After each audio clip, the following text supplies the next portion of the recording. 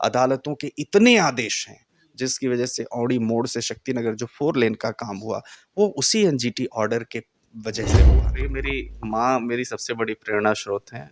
दूसरे प्रेरणा स्रोत मेरे पिता हैं। भारत माता तो हम सबकी माता है, परंतु सिंगरौली और सोनभद्र जहाँ मेरा जन्म हुआ, जहाँ मैंने अपनी प्राथमिक शिक्षा पूरी की, जहाँ मैं पढ़ा, तो उन लोगों के लिए तो कर्तव्य होता ही है और उसी कर्तव्य का पालन कर रहे हैं। नमस्कार, मैं धीरज कुमार। आप देख रहे हैं ऊर्जांचल दस्तक। ऊर्जांचल दस्तक पे आज हमारे खास मेहमान हैं सर्वोच्च न्यायालय के वरिष्ठ अधिवक्ता, साथ ही ऊर्जांचल के मिट्टी के लाल अश्विनी दुबे सर हमारे साथ मौजूद है। सर का ऊर्जांचल दस्तक में बहुत बहुत स्वागत। Thank you Dheeraj. सर से सवाल जवाब करने से पहले सर के बारे में बता दूं कि सर का नाम देश के टॉप 10 अधिवक्ताओं में सर का नाम शुमार है। साथ ही सर जो है देश के कई ऐसे पेचीदे मामले या बड़े मामले को सर हैंडल किए हैं, चाहे वो श्रद्धा हत्याकांड हो, जानवापी मस्जिद का मुद्दा हो, चाहे हमारे सोनभद्र सिंगरौली का जो सबसे बड़ा मुद्दा है प्रदूषण, इस पर भी सर ने अपनी बात रखी है सर्वोच्च न्यायालय में। सर से पहला सवाल ये है कि आमतौर पे सर जब देखते हैं हम लोग, जब लोग बड़े ऊंचे पद पे पहुंच जाते हैं तो वो अपनी मिट्टी से जो जुड़ाव कायम नहीं रह पाता है। सर आपका जो है लगातार देख रहे हैं कि ऊर्जांचल से हमेशा आप जो है जुड़े रहते हैं। ये प्रेरणा सर आपको कहाँ से मिलती है? मेरी माँ मेरी सबसे बड़ी प्रेरणा स्रोत हैं। दूसरे प्रेरणा स्रोत मेरे पिता हैं और मेरे बड़े भाई हैं, जिन्होंने हमेशा एक ही बात कही कि जो अपने होते हैं उन्हें हमेशा अपने साथ लेकर चलना होता है। जैसे जैसे हम बड़े होते हैं, जैसे जैसे हम वृक्ष बनते हैं, तो अपने साथ की छोटी छोटी शाखाओं को, छोटे छोटे जो पेड़ हैं, उन सबको बड़ा करने का काम करते हैं।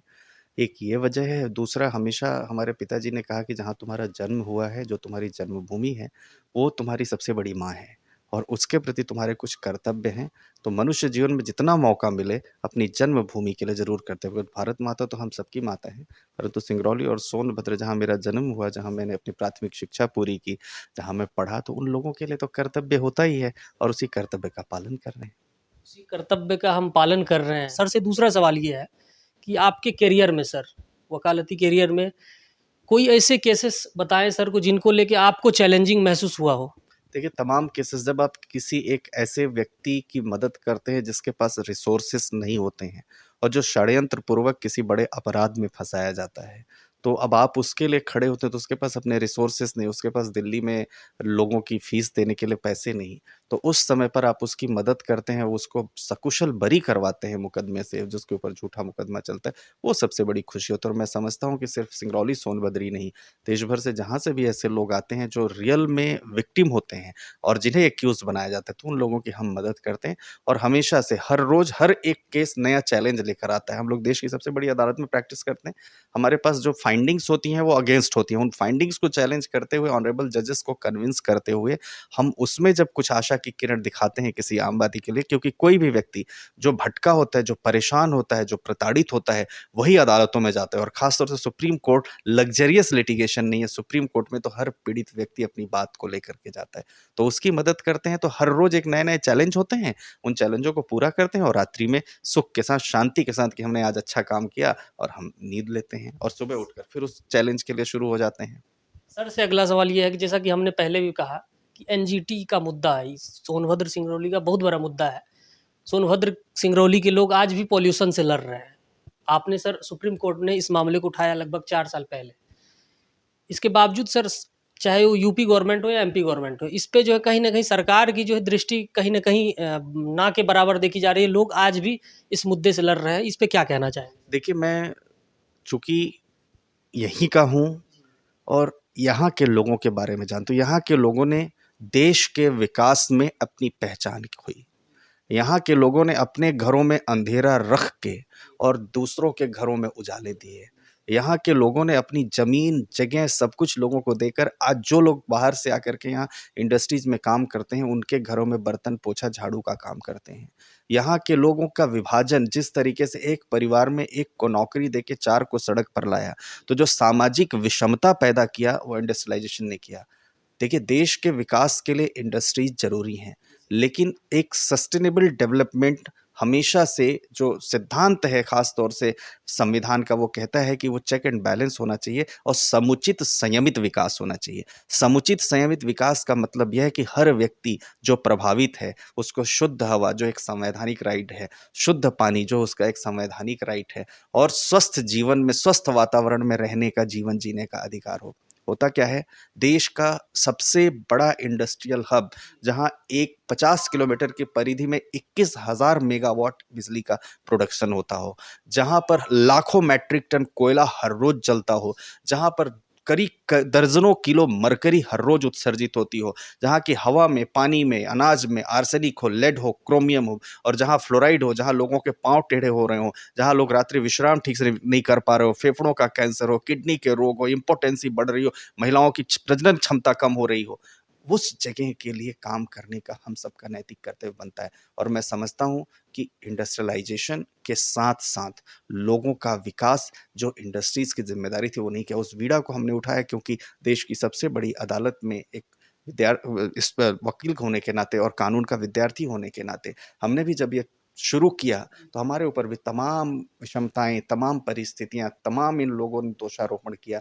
परंतु ऐसा कहते हैं कि जब आप सच्चे मन से आम लोगों की आवाज बनते हैं तो लोग, ईश्वर आपके साथ होते हैं। मूर्त रूप से, यथार्थ रूप से ग्राउंड में क्या हुआ वो हम नहीं जानते, लेकिन अदालतों के इतने आदेश हैं जिसकी वजह से औड़ी मोड़ से शक्तिनगर जो 4 लेन का काम हुआ वो उसी एनजीटी ऑर्डर के वजह से हुआ, जिसकी वजह से आरओ प्लांट्स लगे जो आज बंद पड़े हुए हैं। 183 के आरओ प्लांट सिंगरौली और सोनभद्र में करके लगे, लेकिन वो आरओ प्लांट्स बंद पड़े हुए हैं, आज उनकी कोई खैर लेना। जिसके बाद करोड़ों रुपयों का जुर्माना इंडस्ट्रीज के ऊपर लगा कि फ्लाई ऐश आप इकलौते वाटर रिजर्वायर में नहीं डालेंगे। हालांकि सारे मैटर सुप्रीम कोर्ट में आए हैं, वो भी उसी केस में, उसी केस की वजह से हुआ, जिसकी वजह से सड़कों पर लगातार हो रही मौतें थी। मौतें तो खैर अब भी चल रही हैं, परंतु वो मैटर भी सुप्रीम कोर्ट में पेंडिंग है। कई दिनों तक कोल ट्रांसपोर्टेशन सड़कों से प्रतिबंधित रहा, वो मामला भी लंबित है। उसके अलावा रिहंद रिजर्वायर में हर रोज जो राख जा रही है, जो रिहंद रिजर्वायर को और सिकुड़ दे रहा है और 30 लाख लोगों के पानी का इकलौता स्रोत है, उस पर जो है काम करने की जरूरत है। और ये सारे ऑर्डर्स हैं, परंतु एडमिनिस्ट्रेशन, परंतु राज्य सरकारें और इंडस्ट्रीज अपनी मंशा क्लियर नहीं करने की वजह से और खास तौर से लोगों को सिर्फ और सिर्फ इंडस्ट्रियलाइजेशन के नाम पर छलने की वजह से ये काम नहीं करने। देखिए ना, लाख करोड़ों रुपयों का कॉर्पोरेट सोशल रिस्पॉन्सिबिलिटी का फंड यहाँ पर जनरेट होता है, ज़्यादा बेरोजगारी करोड़ों रुपयों का डीएमएफ फंड यहाँ पर जनरेट होता है, और हजारों रोजगार के अवसर हैं। तमाम ओवरबर्डन कंपनीज है, तमाम सब्सिडरी कंपनीज है, तमाम उन कंपनियों को सब्सिडी, उन कंपनियों के लिए जो साथ का काम करने वाली बड़ी बड़ी इंडस्ट्रीज के साथ कंपनीज जुड़ी वो जुड़े हुए हैं, परंतु यहाँ के लोगों के लिए रोजगार नहीं। आज भी यहाँ का युवा रोजगार के लिए तरसता है। और मैं समझता हूँ जिम्मेदारी बनती है जिनकी, वो जनप्रतिनिधि जो इलेक्टेड रिप्रेजेंटेटिव्स होते हैं, जो देश की पार्लियामेंट में आवाज उठाएं, देश के लेजिस्लेटिव जो प्रदेश के जो उनका विधानसभा उसमें आवाज उठाएं, वो उसमें फेल हो रहे हैं। तो किसी ना किसी को आगे आना होगा। दूसरी सबसे बड़ी बात, तमाम प्रयासों के बाद कम क्यों नहीं हो रहा है, क्योंकि आप भी जानते हैं कि इंडस्ट्रियलाइजेशन किसका है, कौन इंडस्ट्रीज को रन करता है, और आप ऑर्डर करते भी हैं तो उस ऑर्डर को जिम्मेदारी किसकी है एग्जीक्यूट करने की, वो हमारी और आपकी जिम्मेदारी नहीं है, वो जिम्मेदारी है खास इंडस्ट्रीज की। At first part, second part पर एडमिनिस्ट्रेशन की, वो फेल करते हैं। इसके लिए सबको प्रयास करने की जरूरत है। करोड़ों करोड़ों रुपयों का सीएसआर और डीएमएफ का फंड होने के बाद भी यहाँ पर अगर विकास नहीं होता है, कायदे से अगर चाहते तो 10 सालों में अगर उस फंड का सही प्रयोग करते तो ये क्षेत्र जो है सिंगरौली और सोनभद्र एक दुनिया के लिए एक मिसाल बनता और इतना बेहतर इंडस्ट्रियलाइजेशन का मॉडल पेश करता, जहां पर आपके साथ अच्छी अच्छी स्कूलें होती, सोलर पैनल से लाइटें लगी होती, अच्छी सड़कें होती, बड़े बड़े अस्पताल जो है सब्सिडरी पैसे से खुले होते। पर इसके इस सब स्थिति, इस सब के विपरीत है। एक चारागाह बना करके इसको रख दिया। इसलिए हमने नेशनल और इंटरनेशनल फोरम पर जब भी मौका मिलता है यहाँ की बात उठाता हूँ। जो मुझसे हो रहा है as a student of law वो मैं कर रहा हूँ, और आज भी सुप्रीम कोर्ट में कम से कम 20 मैटर्स इंडस्ट्रीज के द्वारा पेंडिंग है। वो सारे मैटर्स सुप्रीम कोर्ट पेंडिंग, और आज नहीं तो कल लोगों को न्याय तो मिलेगा। जो हमारी जिम्मेदारी है, हमारी माँ कहती है कि तुम जब बड़े बने हो तो तुम लोगों के लिए बड़प्पन दिखाओ, कुछ करो, डिस्चार्ज करो। वो हम अपने स्तर से कर रहे हैं, बाकी सबका अपना अपना काम है। सभी अपना अपना काम अगर पूरी तन्मयता से करने लगे तो मैं समझता हूँ कि समुचित विकास होगा।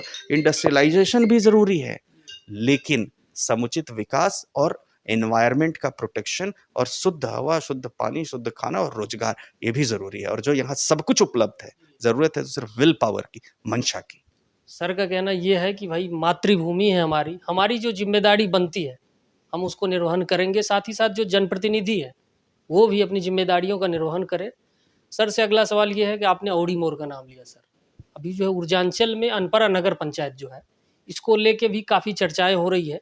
ऊर्जांचल की एक नई नवसृजित अनपरा नगर पंचायत बनी है, सीट को लेके काफ़ी संशय बनाया हुआ सर। रिजर्वेशन जब प्रस्तावित किए सरकार ने, तो ओबीसी उसको जो है सीट को कर दिया गया, जबकि आबादी जो हम लोग समझते हैं सर कि आबादी वहाँ पे जो रिजर्वेशन का क्राइटेरिया जो हम लोग जानते हैं सर कि या तो आबादी या फिर रोटेशन के आधार पे होता है।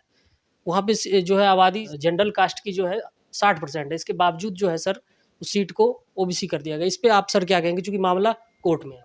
देखिए, सबसे बड़ी चीज़ क्या है कि कहीं भी जब कभी सीट को रिज़र्व किया जाता है या सीट को जनरल किया जाता है, तो उसके पीछे तमाम फैक्टर्स होते हैं। उसमें एक फैक्टर ये होता है कि किसकी संख्या ज़्यादा है, किस तरह का रिप्रेजेंटेशन चाहिए, कौन-सी मार्जिनलाइज़्ड कम्युनिटी है। वो समीकरण लेने के बाद जो वहाँ पर डिलिमिटेशन होता है, सीटों का बँटवारा होता है, वो सब होता है। तो रिप्रेजेंटेशन देना चाहिए और मैं समझता हूँ कि स्वस्थ तरीके से चुनाव हो और किसी भी राजनीतिक दुर्भावना से ग्रसित ना होकर अगर सबसे ज़्यादा अगर सामान्य आबादी है, तो निश्चित तौर पर उसको जनरल करना चाहिए और फिर जनरल में तो सबके लिए ऑप्शन अवेलेबल होता है। जनरल सीट है तो वो रिज़र्व वो उसमें तो चाहे ओबीसी फैक्टर के लोग हों, चाहे वो एससी भाई हों, चाहे वो एसटी भाई हों, चाहे वो अल्पसंख्यक हों, चाहे वो महिला हमारी बहनें हों, कोई भी उसमें चुनाव लड़ सकता है। तो ज़रूरी है और अब तक तो हम यहाँ से चूँकि हम यहीं से रहे हैं, तो हम हमेशा से देखते आए हैं कि इस एरिये को सिर्फ़ और सिर्फ़ रिज़र्व करके रखा गया।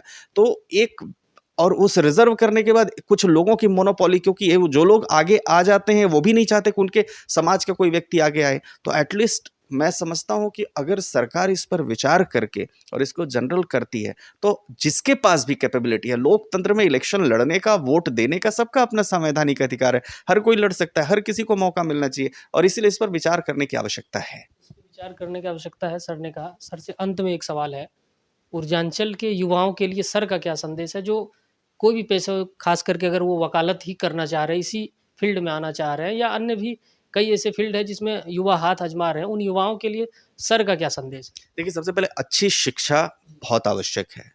आप शिक्षा आपके अंदर आपको सफल बनाने का मार्ग प्रदान करती है। तो जो शिक्षा ग्रहण कर रहे हैं, वो शिक्षा ग्रहण करें।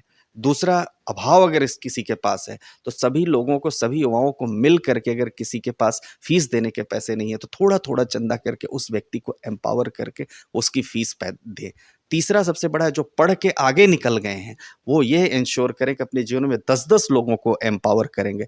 चौथा, यहाँ के जो जनप्रतिनिधि हैं उनके लिए है कि यहाँ की युवाओं को जो नहीं पढ़ पाए किसी वजह से, सामाजिक विषमता की वजह से, परिवार की पृष्ठभूमि ठीक नहीं होने की वजह से या परिवार में पढ़ाने वाला कोई नहीं था उसकी वजह से, वो उन युवाओं को तमाम कंपनीज़ में रोज़गार दें ताकि वो अपने लिए जीवन यापन कर सकें और अपनी आने वाली पीढ़ी को शिक्षित कर सकें, साक्षर कर सकें। और वकालत के अलावा तमाम ऐसी फ़ील्ड्स हैं, तमाम ऐसे अभी अब तो प्राइम मिनिस्टर ने जो ख़ास तौर से लोगों को कहा कि आप अपना-अपना स्टार्टअप शुरू करिए, एमएसएमई प्रोजेक्ट्स जैसी जो बातें आई, उन सब पर काम करने की ज़रूरत है। सबको सबल बनने की ज़रूरत है और जनप्रतिनिधियों को मैं फिर कहूँगा at the first place responsibility बनती है कि अगर आपके पास अवसर भी है, आपके पास तमाम वो अपॉर्च्युनिटीज़ भी हैं, आपके पास रोज़गार के संसाधन भी हैं, तो आप लोगों को रोज़गार देने में मदद करवाइए। लोगों को रोजगार देने में मदद करें और युवाओं के लिए सर का संदेश आपने सुना। तो फिलहाल के लिए इतना ही। आप देख रहे हैं ऊर्जांचल दस्तक और हमारे साथ सुप्रीम कोर्ट के वरिष्ठ अधिवक्ता अश्विनी दुबे सर हैं। सर को समय देने के लिए बहुत बहुत आभार। Thank you Dheeraj.